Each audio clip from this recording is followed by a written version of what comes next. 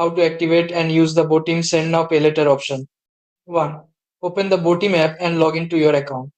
Go to the Send Now and Pay Later option under the credit section. 2. Select your monthly income or salary range. 3. Add two reference contacts, their names, phone numbers, and your relationship. 4.